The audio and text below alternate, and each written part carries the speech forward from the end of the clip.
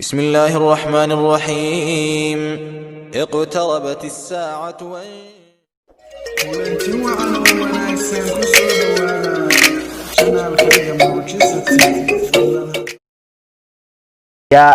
waxaa loogu yeero qaramada midoobay ayaa markii ugu horeysay qiratay in ay qiyaaneen oo ay dhakreen muslimiintii Bosniya ee xasuuqa iyo gumaadka loogu geystay magaalada Srebrenica ee dhacda waqooyiga bari ee dalkaasi. xogayaha guud ee hay'adani Antonio Guterres ayaa arintani ku shaaciyay muuqaal video ah oo uga qayb galayay 25 sano guradii ka soo wareegatay markii ciidamada gaalada Serbiyiinta ay gumaadeen muslimiintii Bosniya. wuxuu intaa ku daray in qaramada midoobay iyo beesha caalamkuba ay khudlaaniyeen muslimiintii magaalada Srebrenica in arintaasi si cad loo sheegana ay tahay tallaabo muhiim ah oo loo qaaday dib u dhiska kalsoonida iyo xaqiijinta dhexdhexaadnimo ku dhisan isfaham iyo isu naxariisasho. Guterres isagoo soo xiganayay oraah uu horay u yiri xogayihii hore ee hay'adani Kofi Annan ayuu sheegay in fashilkooda ku aadan ka hortagga xasuuqaasi iyo ilaalinta shacabka aan waxba galabsan ay ku noqotay ceeb aan marna ka harin taariikhdooda. xasuuqii Srebrenica ayaa lagu sheegay masiibo bani aadamnimo tii ugu darneed ee ka dhacda qaaradda Yurub kadib dagaalkii labaad ee dunida oo dhacay intii u dhaxaysay sanadihii 1939 ilaa 1945 xilliyadaasi oo la sheego inay dhaceen howlgallo wuxuushnimo ah. xasuuqaasi waxaa sidoo kale lagu sheegay inuu ahaa kii ugu darnaa ee dhacay qarnigii 20aad ee aynu soo dhaafnay. afayeenka xogayaha guud ee waxa loogu yeero qaramada midoobay ninka lagu magacaabo Stephen Dujarric ayaa shir jaraa'id oo ku qabtay qaybta telefishinada ee xarunta qaramada midoobay ee magaalada New York ku sheegay in wixii ka dhacay magaalada Srebrenica ay ahaayeen xasuuq jamaaci ah kii ugu darnaa abid ee ka dhaca qaaradda Yurub wixii ka dambeeyay dagaalkii labaad ee dunida. dawladda Serbiya ilaa hadda xasuuq wadareed uma aqoonsana gumaadkii ay muslimiinta u geysatay 25 sano ka hor. sanadkii 1995 waxa loogu yeero qaramada midoobay ayaa ku dhawaaqday in magaalada Srebrenica ay tahay meel aamin ah waxaana ku soo xoomay kumanaan muslimiin ah. askarta qaramada midoobay ayaa dadka muslimiinta ah shardi oga dhigay in qofka doonaya inuu ku noqdo magaaladiisa uu hubka iska dhigo, taa beddelkeedna ay iyagu damaanad qaadayaan amnigiisa, balse ballantaasi ayaa noqotay dhagar lagu degayay muslimiinta. maanta oo kale 12 bishii July sanadkii 1995 ciidamadii Serbiyiinta ee uu hogaaminayay gaalkii xag jirka ahaa ee General Ratko Mladic oo watay ciidamo aad u careysan xaqiiqsadayna inay muslimiintu sacboolo yihiin ayaa gudaha u galay magaalada Srebrenica ee dalka Bosniya.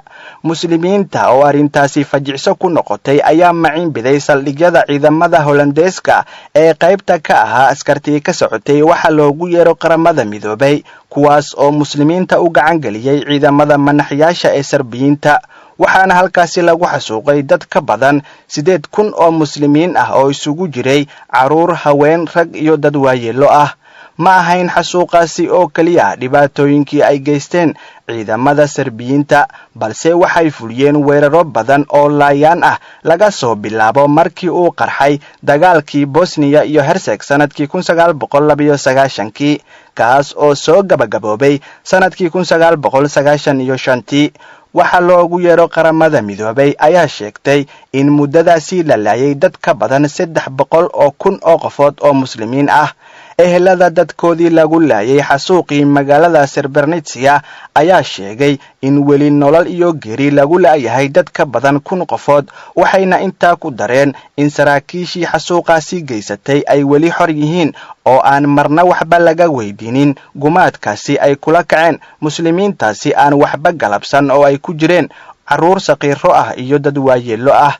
saxafiga caanka ah ee Ascadaha ee ka soo jeeda dalka Masar oo kamid ahaa wariyaashii soo tabinayay dagaalkii Bosniya lana tacaadufay bulshada dalkaasi go'aansadayna inuusan dalkaasi ka tagin oo halkaasi ku noolaado haddana haysta dhalashada Bosnia kuna sugan magaalada Sarajevo ee caasimadda Bosnia ahna magaalada ugu weyn ee dalkaasi ayaa sheegay in dadka maqan ee nolol iyo geeri midna aan lagu haynin ay ka badan yihiin 3,000 oo qofood.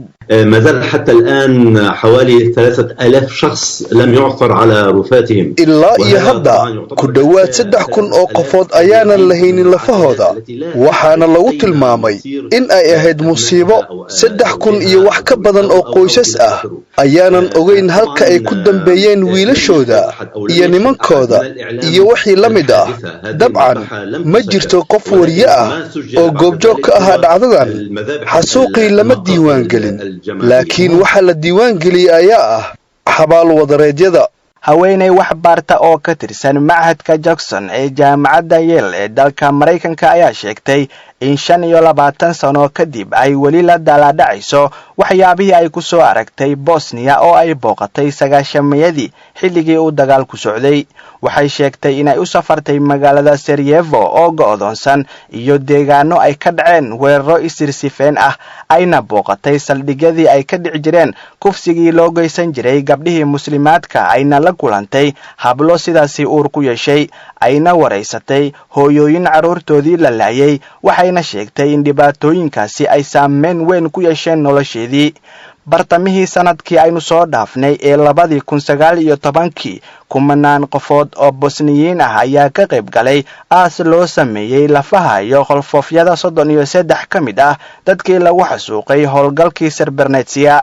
aaskan oo ka dhacay qubuuraha shuhada ee magaaladaasi waxaa ka qayb galay qoysaska ehladoodii ku waayay xasuuqaasi iyo qaar ka mid ah mas'uuliyiinta dawladda Bosnia iyo kuwa ka socday wadamada caalamka Islaamka. sidoo kale lafaha 9 qof oo ka mid ah dadkii lagu xasuuqay howlgalkii Srebrenica ayaa lagu wadaa in maanta ah 11 bisha July aas loogu sameeyo Bosnia.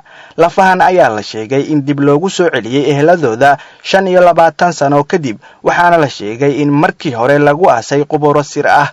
waxa loogu yeero golaha ammaanka ee qaramada midoobay ayaa horay u soo saaray qaraar tirsigiisu ahaa 827 oo lagu dhisayo maxkamad u gaar ah dambiyadii dagaal ee ka dhacay wadankii la isku oran jiray Jamhuuriyaddii Yugoslavia taas oo laga furay magaalada La Haye ee dalka Holland.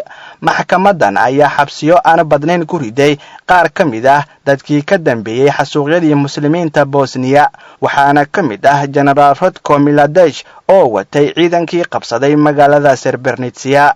sanad kasta marka la gaaro xiliyadan oo kale dadka Bosniyiinta ah waxay qabtaan munaasabado lagu xusayo dadkaasi muslimiinta ah ee la xasuuqay waxaana la joojiyaa dhageysiga muusiga waxaana dalka oo dhan ka dhawaaqa qalabka digniinta bixiya si loogu barordiiqo kumanaanka qofood ee sida gardarada ah loo laayay.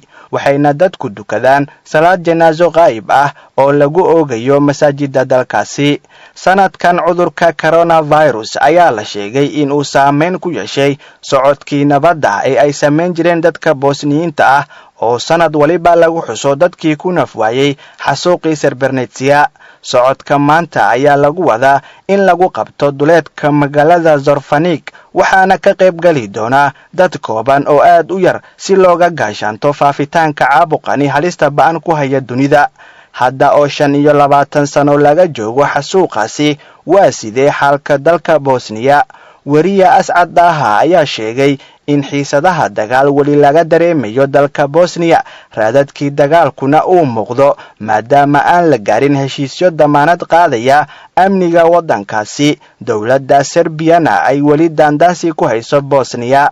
أن الحرب لم تنتهي بعد انتهت رسميا ولكن الحقيقة أثرنا إلا يهدى dagaalka ma dhammaanin rasmi ahaan wuu dhammaaday weli raadadka dagaalka ayaa muuqda maxaa yeelay heshiiska ma damaanad qaadayo dawladnimo xaqiiqo ah.